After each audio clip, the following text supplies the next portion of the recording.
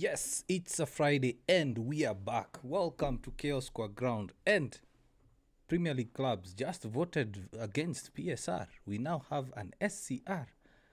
Good advantage for United. We all know United are going to gain advantage from these rules, basically. And I'm excited. You can see I'm actually even lost for words. So, yeah, Premier League clubs vote against PSR. Now we have SCR, we have SSR, and on this show we are going to go through what that means for United. Do United gain an advantage? Do United get a disadvantage from SCR, the new spending rules? This is major news. This is groundbreaking stuff. Basically, United from next season might probably be spending more than we see them spending or spending less. There are clubs that are going to get a disadvantage. For example, Aston Villa, they are going to be at a disadvantage with the new rules. What does it mean for United? Is it a good thing? Is it a bad thing for the SCR rules to come in? So the voting was done. The news is out. I'm sure some of you have heard about it. But what does it all mean? What does it all mean for United? That plus a lot more coming on. Yeah, it's been a very long 2 weeks. The international break is not so good. But it's good to see you guys. How are we doing? How are we feeling? I'm excited to be here. I'm excited to be back. It's always nice to have you guys around. So as usual, make sure you get involved in the comment section, as well as share the stream, like the stream, hit the subscribe button on YouTube as well. Make sure you also become a squad member, a UKG squad member, if you're not. Yeah, so we have a couple of things to go through today. I just want to make sure that everything is working well. The comments are coming on so that I can be able to read your comments. So get involved in the chat. What do you think about the SCR rules? We are going to go through the detail, basically in layman's language, the much I've understood about it. What does it mean for United? Is it good for United? Is it not? And yeah, a lot of clubs will have to adjust. Will have to adjust their squads. As well as we are going to go through the transfer news, the rumor mill. The rumor mill is churning. It's churning like crazy. The RPMs are too high when it comes to the to the rumor mill. Rosendo, yeah, good to be back. Good to see you as well. It's been quite a while. I've also been working on other UKG projects behind the scenes. So when there is no club football, I take advantage of that time just to work on a few things here and there, as well as this week there were some renovations going on at my place, so I couldn't go live, to be honest, as well, because the house was a bit messy. And also I have plans to change whatever you see on the background, like get a darker paint or a darker wallpaper so that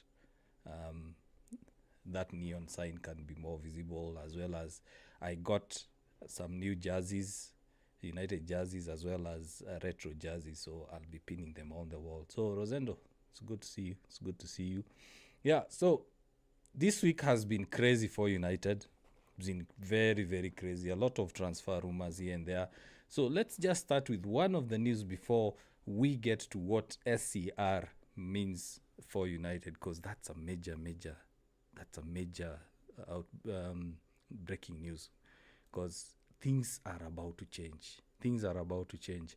But one of the chaos qua ground that happened on the ground, or the chaos that happened qua ground this week, is Sadio Mane revealed that he turned down Man United.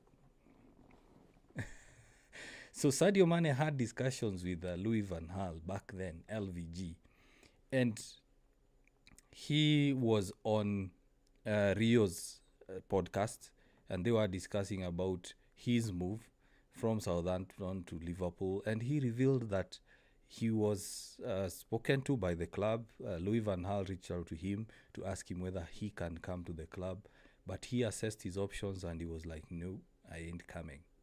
I'm not going to show up. Because he looked at the the midfield options. He looked at the guys who he was going to play with and fight for the position with. And among those options were Van Persie, Wayne Rooney, Di Maria. Also United that season signed a couple of players. So Mane looked at those options and he was not convinced about United. He also revealed that before he went to Southampton, Jurgen Klopp had reached out to him so that he signs for him at Dortmund. But Mane didn't go to Dortmund, so he went to Southampton. So now when Jurgen Klopp reached out to Mane again, he said, yeah, the first move failed. Let me come to Liverpool. And the rest is history. Do you think that Mane made the right decision to go to Liverpool? In all honesty, speaking as a neutral, not as a United fan, I would say, yeah, probably the best decision he made not to come to United at that time. And he went to Liverpool. Liverpool were more stable. Their project was better than United. LVG didn't work out at United. He was sacked immediately after winning the FA Cup. And yeah, I would say Mane made the right decision. It would have been amazing to have him at the club, but considering those options, because also United that season signed Depay, they did sign Anthony Martial. So he looked at his options and said, well, when am I going to play? Where am I going to play? Because Di Maria is there, Depay is there, Anthony Martial, young striker, just came on, signed for United. Van Persie was there, Rooney was there. And yeah, it's a good decision he made. He looked at it and said, well, I ain't coming, I ain't showing up. Yeah, so now, looking at the other news regarding Semenyo, Fabrizio Romano has come online, or has posted a video online to state that Semenyo won't be an easy race for United, and it's similar to what Sadio Mane went through, or the decision that Sadio Mane had to make. Because if you look at United at the moment, where would Semenyo come to play? If it's at left wing back, how would we convince, or how would Amorim convince Semenyo to come and play at left wing back? Remember when United were going for Semenyo, Mbumo was like the third option, or the next option. So when the Semenyo move failed, United signed Mbumo.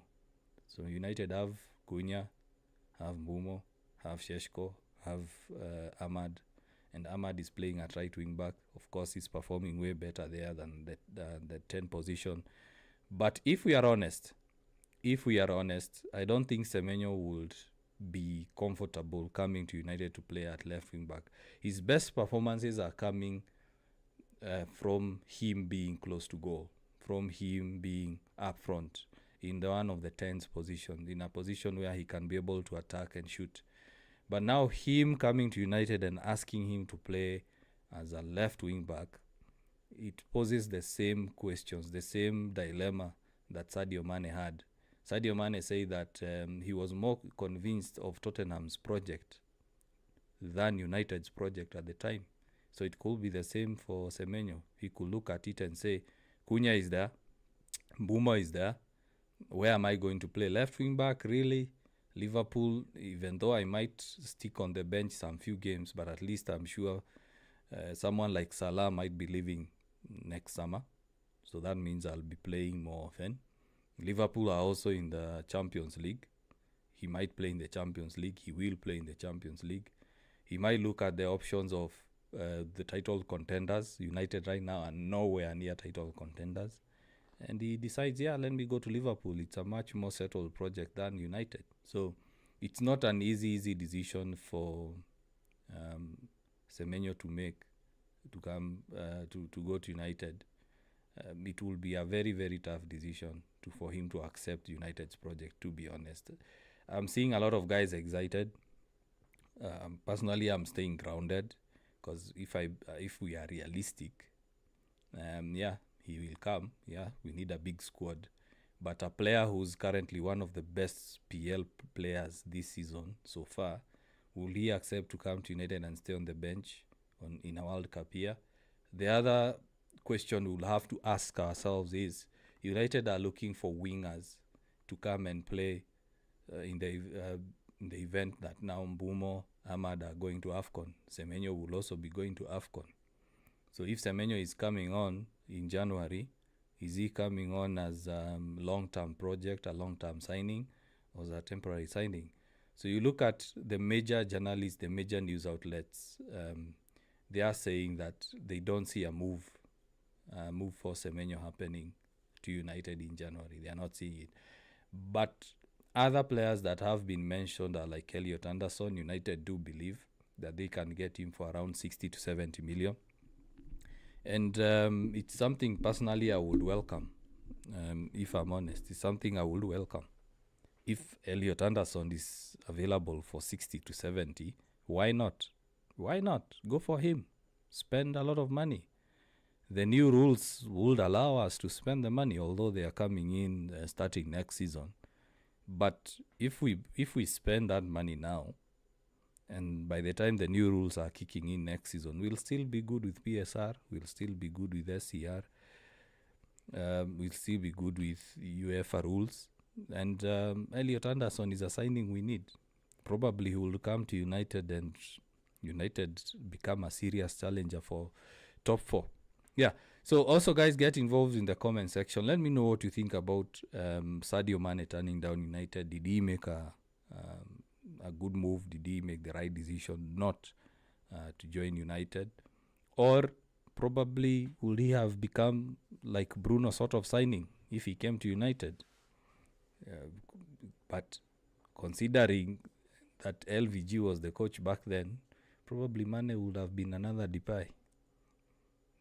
Huge talent, comes to United, the pressure gets on him, and he's sold.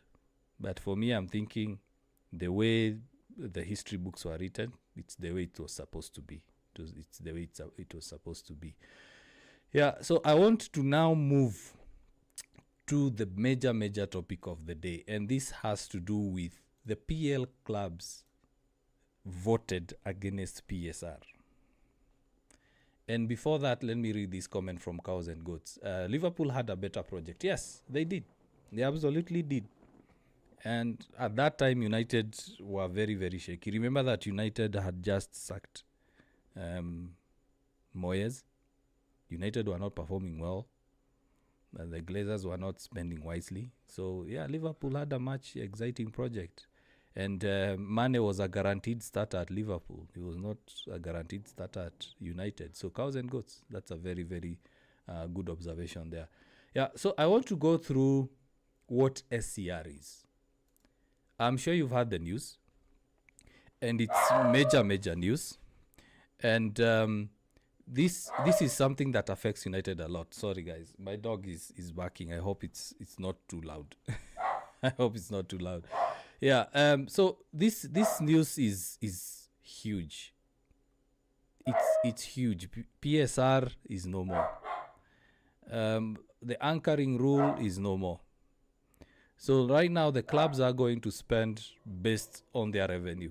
There is a certain percentage to which they are allowed to spend based on the revenue. And I want to go through what the rules are.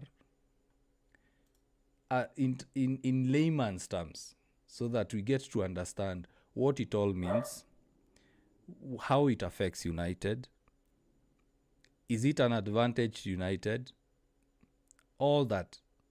It's something that personally I looked at and I was like, this is good for United.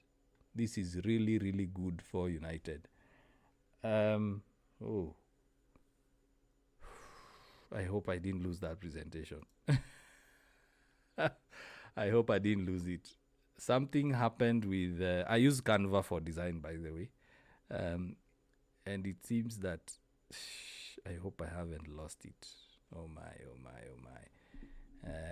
Let me see. Where did it go? Canva have a way of hiding stuff. I've just done a lot of work on it. I hope I haven't lost it. Let me see.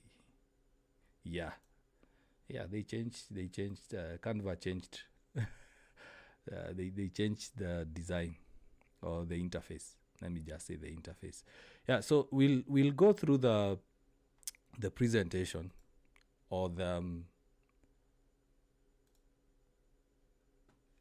what it means, what SCR is, and just highlight. And I'm seeing already Rosendo is saying, very good for United considering our revenue is much higher than most teams. True. Very, very, very, very true. So let's see. Let me just share this screen. So what is SCR? What is SCR? So the Premier League clubs, first of all, they voted to replace PSR. 12 of the 20 clubs voted against PSR. They requested for a change. So the PL has agreed to bring in new financial rules starting next season, and the new rules will replace PSR. And these are the ones that got Everton and Nottingham Forest fined. You remember Everton were docked points. Nottingham Forest also docked points. And those rules are much, much stricter. The new system is called Squad Cost Ratio, SCR, and SSR, which is Sustainability and System Resilience. So those are the new rules that are now replacing PSR. You remember last season or last summer when United wanted to sign players, there was an issue of PSR. Are United good with PSR? Cunha was bought in June, and then now guys were asking how come United are able to spend on Bumo, United are able to spend on Sheshko, and United don't have money. And then there was this whole discussion about PSR. Guys didn't really understand that PSR runs until June 30th, and then July 1st it's a new year, it's a new PSR season or a check season. So these rules do change. So the anchoring was rejected. Simple as that. They say no, we are not going to anchor spending based on the old rules. So you look at SCR, it's just basically spending limit, and instead of, for example, under PSR saying you can only lose 105 million over 3 years, now the new rules are saying you can only spend a certain percentage of your revenue on your squad. Simple as that. So when someone asks what is squad cost ratio or SCR, it basically means you're only allowed to spend a certain percentage of your revenue. And as Rosendo has said in the comments on TikTok, it's good for United because United are one of the biggest clubs when it comes to new revenue. Hey, new member! We have Bob, who's a new member, new squad member on TikTok. Welcome, Bob. Welcome to the UKG squad. And Rosendo has welcomed you there. We have a new member. Yeah. So you look at that. The squad cost ratio includes the player wages, manager wages, agent fees, and yearly transfer fee costs, which are amortized. So amortization when it comes to spending. When it comes to spending, amortization means if you buy a player for, let's say, 90 million and he has a 5-year contract, you break the 90 million for 5 years. So that's the match amount you'll be spending in transfer fees per year. So when a club spends, let's say, 100 million, let's say United buy Elliot Anderson for 100 million or Baleba for 100 million, and they give him a 6-year contract or a 5-year contract with a +1, they'll divide that 100 million over the next 5 years. So that means it's 20 million per year. And then the new SCR rules now add that to the ratio. So the player wages, the manager wages, the agent fees, and the yearly transfer costs. So what United are trying to do currently preempted the new rules. And it's good for United because United had already thought about this prior the new rules coming in. Probably they had inside info. Probably they had preliminary discussions with other clubs. And you look at these four, it tells you that already United are doing some good groundwork. For example, Casemiro is not going to be given a new contract, and they are not going to execute the 1 year extension. They are not going to activate it. So that's 300 to 350 million saved. Rashford is also leaving. That's another 250, 300 saved. Sancho as well, around 280, 325. Bruno might also leave. He's also one of the highest earners. And you look at the new wage structure that United have, it's absolutely good for United next season. So the new spending limit will be based on how much a club earns. And we know United are one of the biggest revenue generating clubs in the world. Last season or last financial year, United generated 666 million pounds. 666 million pounds. Now, if you look at that revenue, what it means based on the new rules that rich clubs, the high revenue generating clubs like United, like Arsenal, like Liverpool, they'll be able to spend more. I cannot throw City there as well because now they are starting to generate huge revenues. Smaller clubs will spend less. So the likes of Aston Villa, we know that last summer they had issues, they couldn't sign players. Everton, you look at Sunderland, they'll have to find ways to generate more revenue to spend more. So right now a club can't be bought by oil money. I'm not sure whether Newcastle generate a lot of revenue. And then they go and spend a lot of money. No. You have to generate revenue. So when I looked at this, I started thinking, what if clubs now start cooking or doctoring sponsorship deals? You remember there was a time that City had that scandal with Etihad. What if clubs now start looking for ways, loopholes, to get more revenue? So when I thought of that, I was like, I'll have to do my research. Probably I'll have to do another video to have a whole spectrum of what are the rules when it comes to revenue, when it comes to sponsorship deals. Does it mean that clubs will also start asking for more money in terms of ticketing, in terms of shirt sales? Will they start doing more tours? Will they start selling their TV rights? Because it's all about revenue now. So clubs will also have to come up with ways to get more money, to be able to spend more money. Now, looking at that, the percentage, for example, if a club earns 10,000 a month, they can spend 8,500. And remember, it was player wages, manager wages, transfer fees, and all that. So the percentage that the Premier League chose is 85%. So having a look at that, let's just assume from the revenue that United generate, let's just give it a ballpark figure of 500. United can spend 85% of that amount on transfer fees, manager wages, player wages. So it means United can actually be comfortable going out to buy 100 million worth of a player and be able to negotiate a good wage. So if a squad costs more than 85% of the income, they fail the tests. Simple as that. Simple as that. That's why I said if United generate more revenue, they are good. If a club, let's say like Newcastle, don't generate revenue, despite them being owned by the Saudis, they can't be able to spend. So in hindsight, it's also a good thing.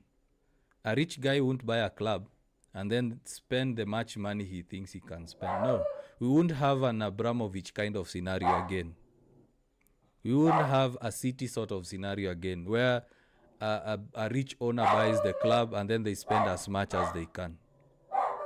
Yeah. So sorry, my dog is barking. I hope it's not too distracting. Yeah. So just close the door. So those are some of the things that this rule helps with. So when we look at the period, it's yearly. The period is yearly. So basically every match first, they have to check how much has the club spent, how much have they gotten, how much have they spent. It means that the points can be deducted in 1 year. We don't have to wait for the case of Everton, who spent 2 seasons fighting and eventually they got docked 10 points. And David Moyes did a good job to recover those points. So if clubs fail, they get checked again in June. So basically it's an annual check. It's no longer a 3-year check that was under PSR. So how do they check? So the clubs must show they are within the spending limit. If they fail, they get checked again in June, which can be punished immediately. So the punishment can be points deduction, fines, transfer restrictions, and being forced to sell players. So, for example, Aston Villa, who can't be able to buy because they are not within the spending limit or they've gone above the spending limit, then it means they have to sell their key players. They have to sell their star players. But now the question is, if they have to sell, how much are they going to sell? Are they going to come and say, for example, Martinez is now 75 million? Also, will clubs take advantage of that? Like they know the club will need to sell, so they'll go and tell them, hey, just take 10 million because you need to sell. So once again, this forces clubs to make sure that they are good in revenue, and when they are selling players for the right price. On the other hand, if they quote a player, let's say 100 million because they have to sell to be good with SCR, the buying club might refuse and say, no, we are going to have issues with SCR. So in some way, the new rules are also going to control the transfer fees we are seeing floated around. Because if you quote someone like Elliot Anderson 120, sorry guys, let me just stop the dog from barking. It's really distracting. Just give me a second. Hey, Ross, stop it.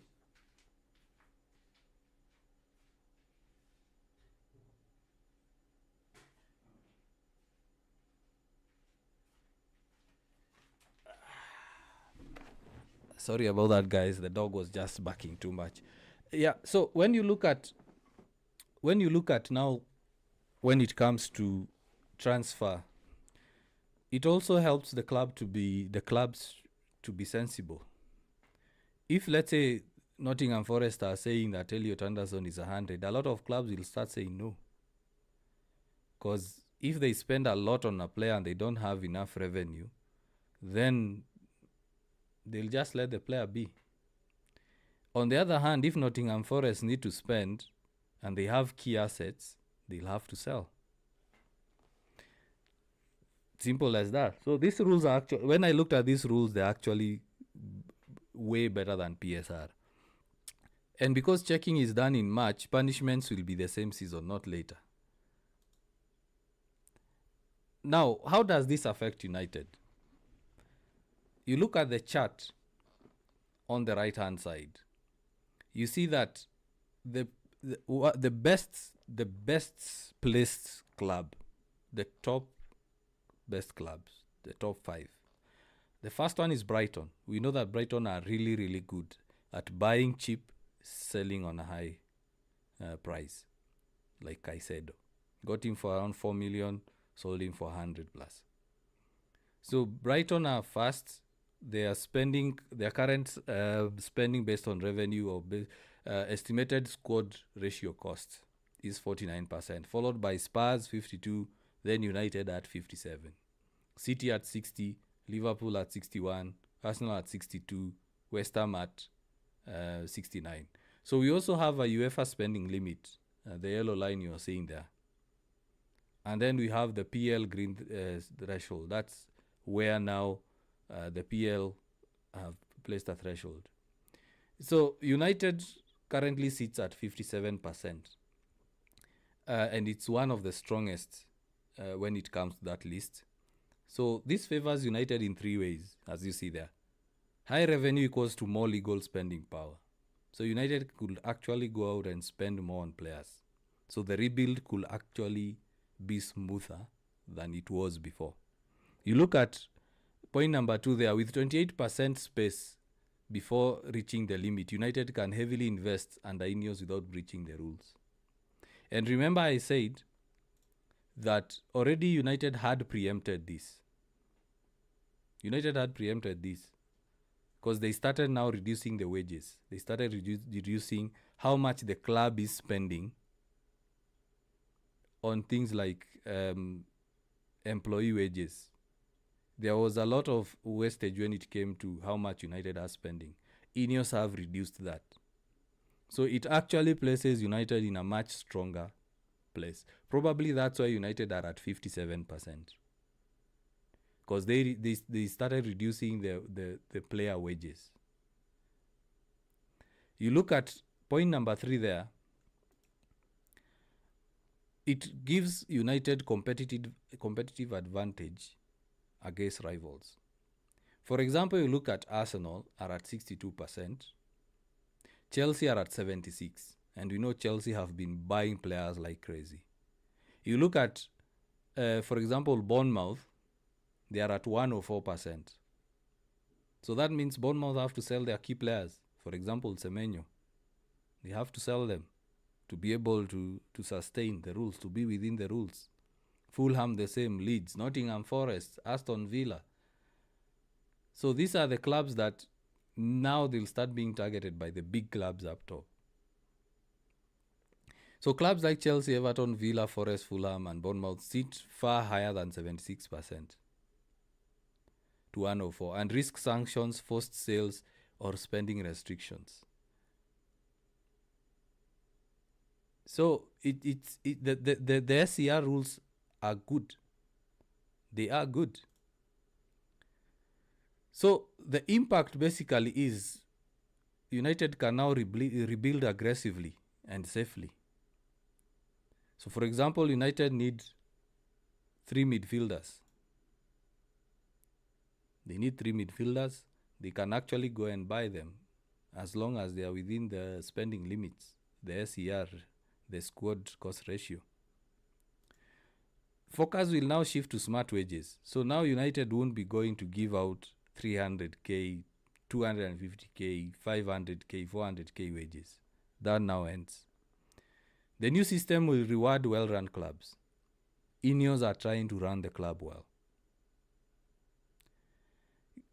It gives structural advantage, and it also provides long-term compliance with a strong revenue base.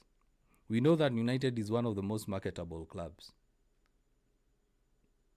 It's the most marketable. In fact, the fixtures were changed because of TV. The broadcast has forced United to change their fixtures to Monday. United are playing Everton on a Monday. United have a lot of fixtures on Monday in December and January. Why? Because a lot of people watch United, regardless of whether they are playing Everton, they are playing Newcastle, they are playing City. Rival fans will watch United. They will actually watch games. We have sponsors coming in. There is a lot of money. United have one of the largest stadiums in Europe. They will generate a lot of revenue in ticket sales, shirt sales. It's one of the most followed clubs in the world. They will make a lot of money. So it's about fixing the structure, using our academy. They might not necessarily make the first team, But when you sell them, for example, guys are complaining that Rashford will be sold for 26 million, but that's pure profit. On the books, the 26 million is pure profit. Garnacho was pure profit. Even though we didn't sell him for 60 million, but that 30 million, 35 million, it's pure profit. It goes back to the books. That's revenue that will come back to now the SCR, and United can be able to spend more. So United will have room to strengthen their squad out completely and rebuild sustainably. Simple as that. So I like these rules. So I hope I've explained in layman's term for all of us to understand what SCR is all about. I hope it was informative. As I said, I like those rules. Honestly, I like those rules. They are way better than PSR. And the fact that a club can be fined within the same season, that means cheating will be less. And we won't have clubs going to court for 2-3 years. And then later they are docked points in a season that probably they are performing well. I'll give an example. Let's say City, Liverpool, United, Arsenal, whichever club, they are fighting for the title. And then they are found to break PSR rules. And then probably they are 5 points ahead with 3 games to go. Then they are told, hey, we have to dock you 10 points. We have to dock you 6 points. That means they lose the title. Yeah, they did break the rules. Fair enough, we can say they need to get punished. But to me, it's unfair to punish them in a current season and they broke the rules, let's say 2 seasons ago or 3 seasons ago. So the SCR rules are also good because, as I've said, it will force clubs to spend wisely, not to overpay for players, and also force selling clubs not to overprice players. Because if they overprice players, the club that is buying will say, we can't spend that much because we will have a disadvantage when it comes to the SCR rules. Simple as that. So it makes the negotiations a bit easy. Of course, the PSR rules had some aspect of that, but clubs knew I can recover within 3 years. That's why Chelsea were giving players like 6-year, 9-year, 7-year contracts. Because when they amortize, as I've mentioned, if you buy a player for 100 million and you give them a 6-year contract or even 10-year contract, you basically break that down to 10 years, and it means per season your amortized cost is 10 million. So you can go and get another player for 100 million. So right now we are saying it's the amortized cost, it's the manager wage, the player wage. For example, Haaland, how much is Haaland being paid? So how much is Donnarumma being paid? How much is Fernandes being paid? How much is Casemiro being paid? So clubs will now start telling players, as much as you want a high wage, it's not possible here. It's not allowed in the Premier League, or we can't afford it simply because we'll be on the bad side, we'll be on the wrong side of the rules. Yeah, so let me go through some of the comments. Yeah, thanks for getting involved. Share your thoughts about the SCR rules. Let me know what you think. Let me know whether now United can go on and actually have a very, very strong rebuild compared to the slow rebuild we are seeing. So Isaac Mshanti, you're saying very impressive enlightenment today. Kudos. Yeah. Thanks, Isaac. And Rosendo said, we have a new member. Yeah, Bob. Bob has joined the squad.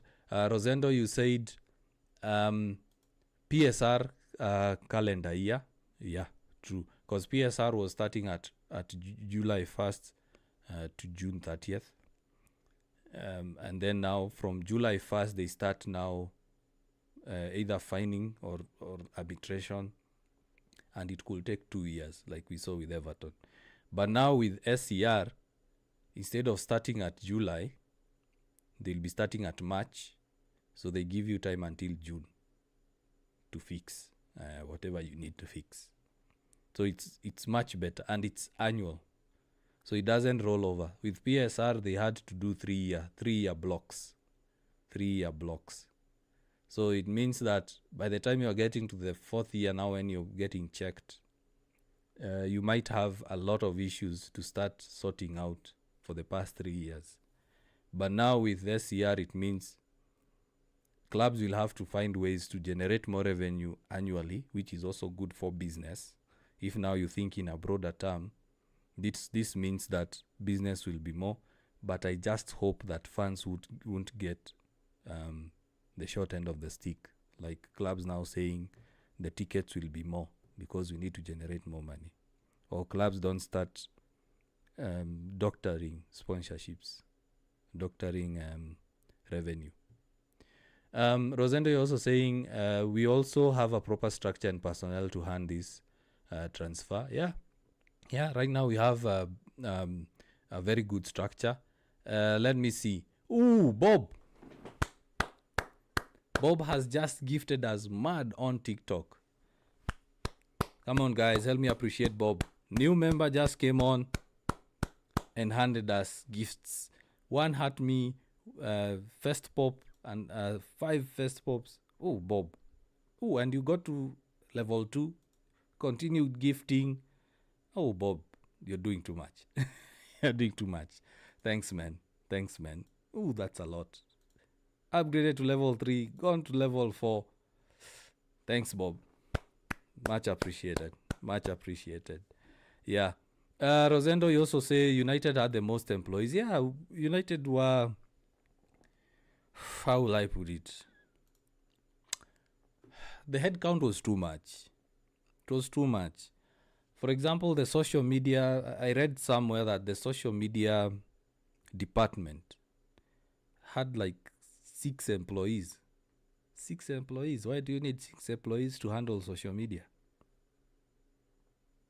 I mean, nowadays with tools like Buffer, you just create one post, link all accounts, hit send, it goes. You don't need like 6 people to handle your social media accounts. United had, I don't know how many analysts.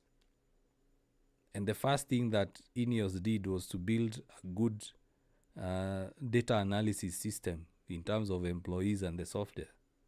And that's why you see United right now, even the targets that they are targeting, you see that they fit the club. You might not admit it, but if you think about it, you look at United's targets from Semenyo, Baleba, Wharton, Stiller. You look at all those targets, very few people will say no, they can't fit at the club. Very few people. You look at Baleba, guys are only saying they don't want him because of his poor form. But when we were first linked with Baleba, everyone was saying he's the right fit for Amorim's system. You look at Elliot Anderson, everyone is saying the same thing. Lamens, United went for Lamens over Martinez. And right now everyone is saying actually it was a good move. You look at the young players United are linked with, it shows you that the data analysis department is actually doing a good job. So it's not only the naked eye view, the naked eye analysis, they're also using data. So they get the data, they go scout the player, and they actually say, based on the data, we can actually see this player is good. The data backs the naked eye view analysis, the human experience. Big boy, I think, I don't know whether I've seen you in the chats before, but in case I have and I've forgotten, either way, welcome. Welcome. My thought process when it comes to money is play better, earn better, easy solution. Yes, there's an aspect of that, as well as there's an aspect of, how will I put it in a simple term? Product. Yes, let me use the word product. United is a product. As I've mentioned, even here on the charts, I'm seeing, for example, Eberechi Chege saying, Manu trying to convince themselves. That comment tells me probably he's a rival. He's here watching because you're talking about United. There are Twitter accounts, I won't mention the names. You know that they support, let's say, a club like Arsenal. There's one big account that supports Arsenal. But in a day, he can't fail to mention United. And whenever he mentions Manchester United, he gets more views than whenever he posts about Arsenal. Personally, I don't go watch Arsenal games or Chelsea games or Liverpool games. I just wait for the results. And then probably later I'll just watch the replay when I'm bored. Compared to rival fans, whenever United are playing, they are glued on their screens. They are watching United play. Look at Sky Sports. It's an international. Rosendo, I don't want to give him airtime or a mention, but yes, that's the guy. He has to mention United twice, thrice a day for him to get engagement. I was saying about Sky Sports. In the international break, they have to find something about United to speak, because they know when they speak about Nottingham, when they speak about Chelsea, Liverpool, Arsenal, they'll get less views. The newspapers, the transfer ATK accounts online, they mention United, they get more impressions, they get more views than other clubs. So United is a product. One of the good things that during Ferguson's time they did, David Gill did, the CEO back then, he made, also Ferguson, they made United a product. So United is just not a football club. United is a product. The way United is packaged in such a way that sponsors still rival each other to get sponsorship deals at United. When TeamViewer said they are cancelling the deal, immediately Snapdragon came on. And United are not performing well. United last season finished 15th. But they generated 666 million in revenue. United didn't win a league. Didn't win the Europa League. Didn't win any cup last season. But they generated 666 million in revenue. That tells you it's a huge product.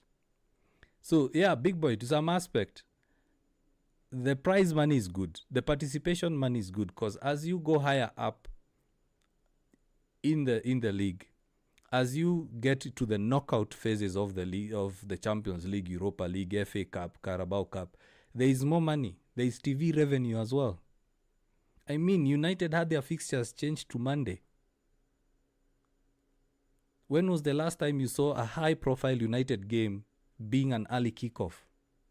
The last game was Tottenham versus United. It was an early kickoff.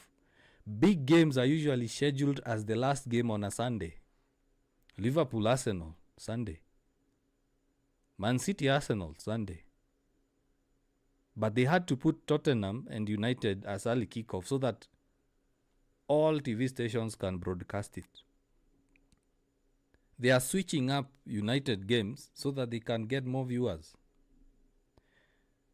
In fact, there are reports stating that UEFA want United to go back to the Champions League because they are getting more money when United are in the Champions League. The Europa League last season got a lot of views, not because Tottenham was there, not because Lyon was there. It's because United were participating in the Champions League. No, in the Europa League, sorry. The semi-final versus Lyon was much more exciting than any other semi-final in the in the Champions League. And that's the fact. That's a fact. United is a product. It's a huge product. It's a huge, huge product. And they generate a lot of money. I don't know what they did, but finishing 15th and still getting that high. In fact, last year's revenue was much higher than the previous year. And the previous year, United had won the FA Cup. Last year, United finished 15th. And last year, United got more money simply because of, let's say, for example, TV revenue. Guys were watching United. They wanted United to lose. So rival fans watch United. That it's a lose-lose win-win. Simple as that. Amo, thanks for joining the UKG squad. Eberechi, you are saying Manchester United trying to convince themselves. We are not convincing ourselves. It's a fact. It's a fact. And you've sent gifts. Thanks a lot. Thanks a lot, Eberechi Chege. Thanks a lot for sending gifts. I appreciate that. Vibes Rhymes, you're saying that's good. Bob, you're saying perfectly. Yeah, thanks. I tried to relay the information as in simple terms, because when you looked at when I looked at the press release, it had a lot of technical terms, so I had to actually go down and understand each point and then present. Yeah, and Bob still gifting. Thanks, man. Love for United anytime. Yeah, GGMU. Every day, every time. I mean, Manchester United. Yeah. Anthony, hi Simon. Hi to you, Anthony. How are you doing? How's your weekend coming along? Rosendo, I won't display that name. I don't want to give him free marketing. Very true. I think you are referring to that discussion about United being a product. Anthony, you are saying, I've been seeing rumors of Guehi, Joao Gomez, Munoz, and others. There will be a lot of rumors. In fact, that was the next topic. There are a lot of rumors, to be honest. There are a lot of rumors, as well as, let me talk about the January plans. Yeah, there are a lot of rumors. There are a lot of rumors of United buying or getting players, and it will happen. It will happen. Let me just add this topic. I had forgotten to add this topic. Sorry, I'm doing live editing as we speak. There are a lot of rumors when it comes to the players. I mentioned this on the midweek debate on Wednesday. I also mentioned it, I believe, on Monday's show, that whenever it comes to the transfer window, expect that. Whenever it gets at next topic, Amorim dislikes youth players. Actually, Anthony, I'm about to speak about that, and I'm going to prove you wrong. So I was saying, whenever it gets to close to the summer window and January window, expect a lot of names to be linked with United, simply because a lot of clubs know that when a player is linked to United, United most probably will go for him and they'll get him. I gave an example of Šeško. Arsenal were in for him, didn't happen. Newcastle and United went in for him. In fact, Newcastle went for Šeško first, but the moment United got into the picture, Šeško was like, nah, I'm going to United. Simple as that. Mbumo had a bid from Tottenham. Brentford got more money for him. Would have gotten more money for him, that is. But he still chose United. Cunha said, I'm only going to United. So that's the first aspect. That clubs know if United are going to get a player, they will get him. Most probably they will get him. Let me just change to most probably they will get him. So with that aspect in mind, the agents take advantage of that. The selling clubs take advantage of that. For example, Semenyo, you might find that United gave up on him over the summer. They said, nah, since you rejected us, we've signed Mbumo, we don't need you. So what the agents do, they throw in United. The clubs will throw in United so that they start a bidding war. Because they know high chances are United are going to get the player. So agents also use United's name to ramp up the market, to hike the fee, to make sure that the client is actually getting a good move. So all those rumors might be true, might be false. Like United, we know Gehi is more concrete because Maguire is leaving. Maguire is leaving, and we need a centre back. We need an experienced centre back, an experienced PL player.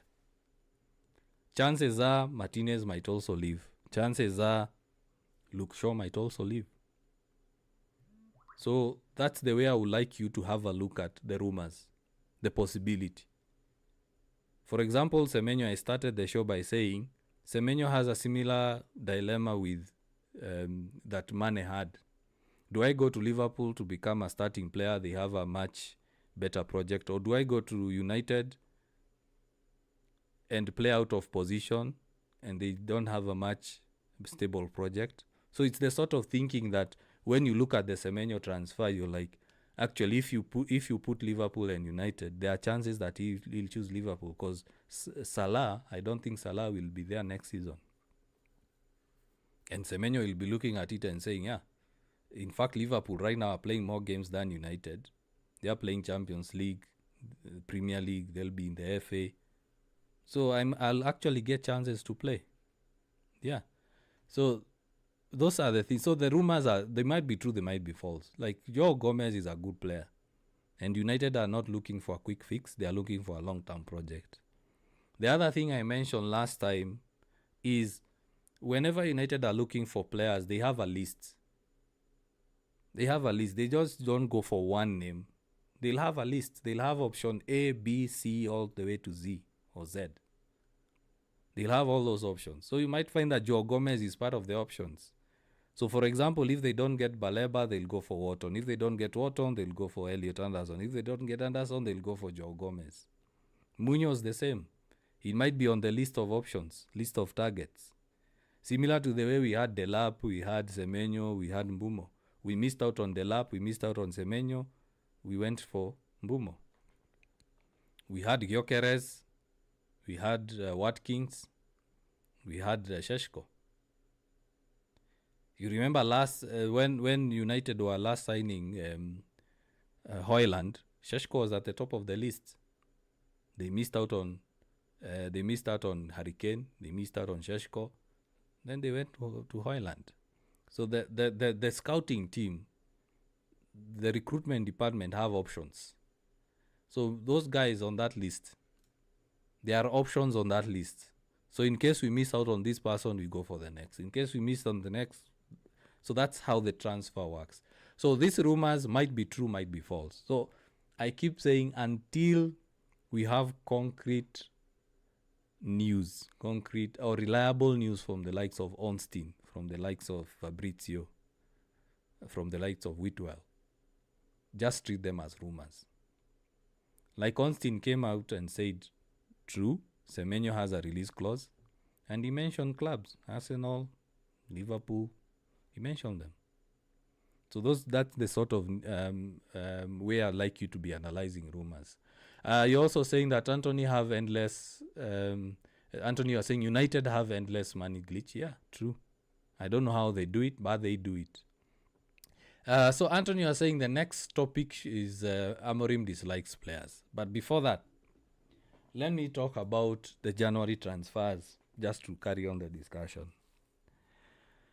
My belief is United will try to sign players in January. But they won't push hard. United would rather wait for summer and actually make the moves. But if an opportunity comes up, United will actually go and sign a player. For example, let's say they go and negotiate for Elliot Anderson, 60, 70 million. They are told, fine, take it. They'll sign him. Or let's say they go for Baleba. Brighton say, this guy is not performing well. I think his mind is not here. Just give us 70 million. Let's just do the deal. They will. Let's say Joe Gomez, they go to Wolves and Wolves say 35 million, you have the player. They will. So January has been known to be a very slow window for United. United have signed very few players in January. You can actually name them. Patrice Evra, Nemanja Vidic, Patrick Dogu, Bruno Fernandes. Most of the signings are done by United in the summer, and it's best. You look at back in history, United don't go big in the winter window. They don't. Because they know the transfer fees will be too high. So, yeah, that's it about the January window. My thinking, my belief is United will look out for opportunities, but I don't expect United to be very active in the January window. I don't think so. Unless an opportunity comes up and the player is available for a good price, then United will buy. But if the players are not available, we'll just wait for summer.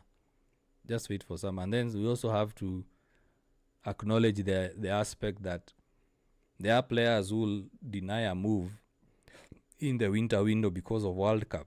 They might look at their chances. I might go to United, stick on the bench and miss out on World Cup. That's also another aspect, considering United are playing what? One game every 7 days, one game every 6 days. So they might look at that and say, am I really comfortable in a World Cup year to go to United and stick on the bench? Again, Semenyo, similar question. Ghana need me. So am I comfortable going to be benched? And it's a World Cup year. Yeah. So let's have a look at the next topic. Anthony mentioned about this, but I want to prove him wrong. Amorim. Why did I write club? It's supposed to be plans. What did I write?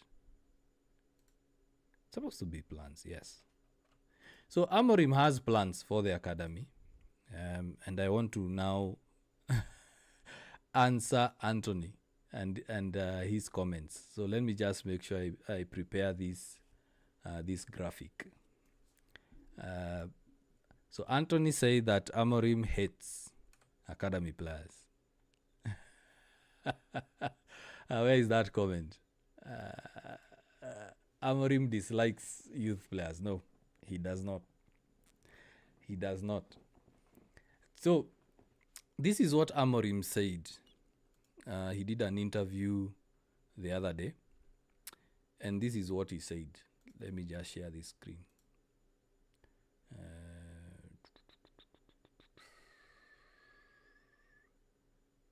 Where has it gone? Let me see. So I want to share this screen so that we see. Come on, why is it not working? Let me try with this. I don't know why the screen does not want to load. Just give me a sec, guys. So Amorim does like the youth players. In fact, he has a very good plan. He has a very good plan for the academy players. It's just that patience is needed. Patience is required. We have this tendency to fall into this trap of this academy player is good, he needs to play. This academy player is this and that, he needs to play. Why is this not working? Why is it not working? Come on.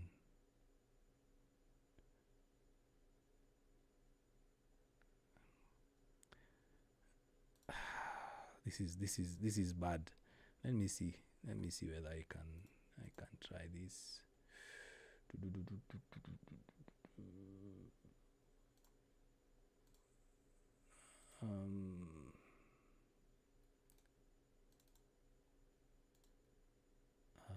Where has it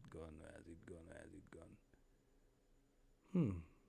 Anyway, my screen is glitching. Let me just read what Amorim said. I wanted to display it, but it seems I can't.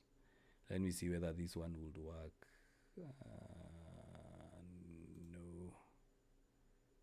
No, it's not.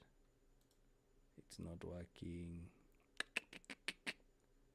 Yes, now it is working. So let me just display this so that we have a look. So this is what Amorim said.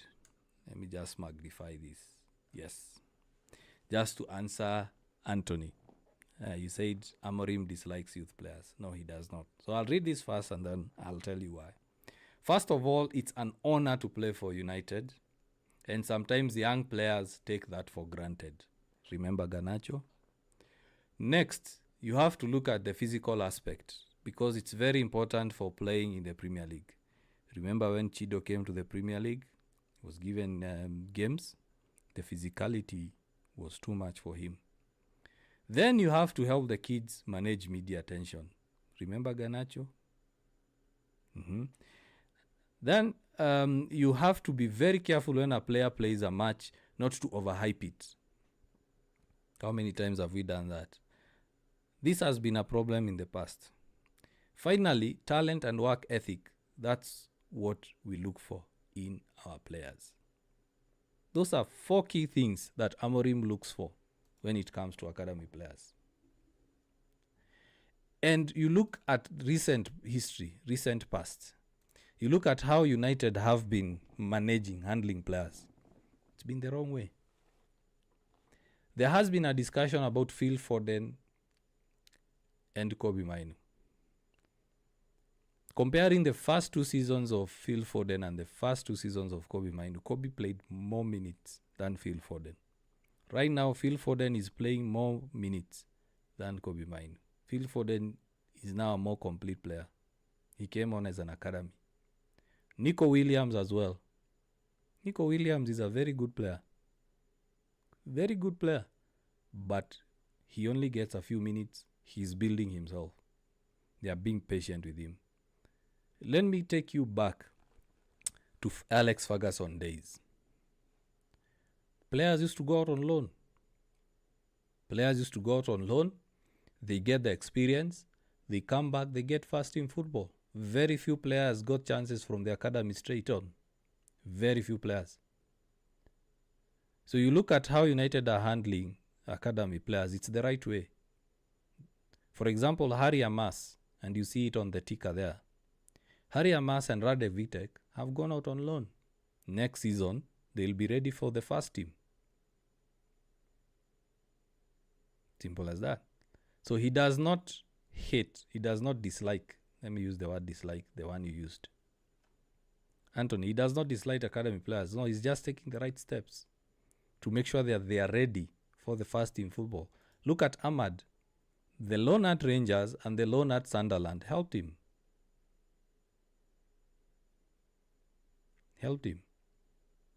Yeah, so Amorim is good. He's doing a good job. I like what Amorim is doing. And we've gone past the hour. Let me just read a few comments quickly before we end the live. Anthony, thanks for giving us 6,000 likes on TikTok. 6,684 likes on TikTok. Wow.